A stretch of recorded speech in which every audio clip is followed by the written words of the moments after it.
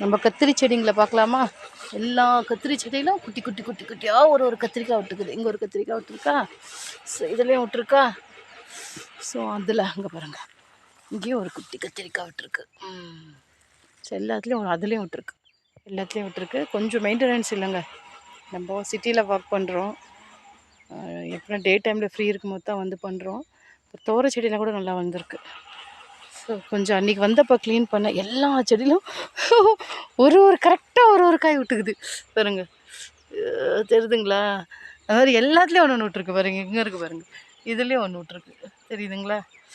So இங்கே நின்றுட்டுருக்கேன் பாருங்கள், இங்கேயும் ஒன்று விட்டுருக்கு. ஸோ எல்லாத்துலேயும் ஒன்று விட்டுருக்கு. ஒன்று பெருசாகவே இருக்குது. ப்ளக் பண்ணலாம், அறுவடை பண்ணலாம், அந்த அளவுக்கு இருக்குது பெருசாக. பாருங்கள் பாருங்கள் பாருங்கள் பாருங்கள் பாருங்கள், பார்த்தீங்களா? ஸோ இந்த ரோ ஃபுல்லாக போட்டிருக்கேன் கத்திரிக்காய். கொஞ்சம் உரம் போடணும். இன்றைக்கி வந்தோம், கொஞ்சம் பேங்க்கில் வேலை இருந்துச்சு, அதனால அங்கேயே டைம் ஸ்பெண்ட் ஆகிடுச்சு, பண்ண முடியல. பாருங்கள், இது தோரை செடி, இங்கே இருக்கிறதுலாம் தோரை செடி, தெரியுதுங்களா? ஸோ தோரை கொஞ்சம் பரவாயில்ல, நல்லா வந்திருக்கு. ஸோ கொஞ்சம் களை எடுக்கணும். ஸோ இதுக்கு தான் ஒரு வீடர் வாங்கலாம் அப்படின்னு சொல்லிட்டு அதுதான் சர்ச் பண்ணிகிட்ருக்கோம். வாங்கினோம்னா இங்கே களைலாம் எடுத்துடலாம். ஓகே, லைக் பண்ணி சப்ஸ்கிரைப் பண்ணுங்கள். நான் கத்திரிக்காய் ஹார்வெஸ்டிங் உங்களுக்கு போடுறேன். பாய்.